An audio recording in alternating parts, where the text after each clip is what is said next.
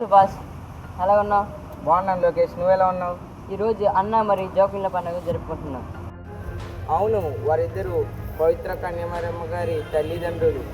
యేసుక్రీస్తు అమ్మమ్మ తాతలుగా గౌరవించబడ్డారు. వీళ్ళ గురించి బైబిల్లో ప్రత్యేకంగా లేకపోయినా కానీ మన క్రైస్తవ సాంప్రదాయాల ద్వారా వీళ్ళు మనకు తెలుసు. అన్నా మరియు జాక్విన్లు ఎంతో దేవుని భయభక్తులు కలిగి ఉండేవారు. వారికి చాలా కాలం నుంచి సంతానం లేకపోయినా దేవునిపై నమ్మకం కోల్పోలేదు. వారు నిరంతరం ప్రార్థన చేస్తూ దేవుని చిత్తాన్ని అంగీకరించారు. చివరికి దేవుడు వారి ప్రార్థన ఆలగించి ఒక కుమార్తెని అనుగ్రహించారు. వారి కుమార్తె పవిత్ర కన్యమరియమ్మ గారు. వారిని చిన్నప్పటి నుంచే దేవునికి అంకితం చేశారు. గారు దేవుడి కృపతో యేసుక్రీస్తుకు తల్లిగా ఎన్నుకబడ్డారు. అందువల్ల అన్నా జోక్యం రక్షణ చరిత్ర ప్రత్యేక స్నానం పొందారు. జీవితం మనకు సహనం, ప్రార్థన, విశ్వాసం మరియు కుటుంబ ప్రార్థన నేర్పుతుంది.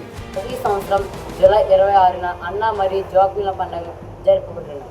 తాతయ్యల అమ్మమ్మల మరి రక్షకులుగా వీరిని విశేషంగా గౌరవిస్తారు. మన కుటుంబాలు కూడా వీళ్ళ దేవునిపై విశ్వాసంతో జీవించాలని కోరి ప్రార్థిద్దాం.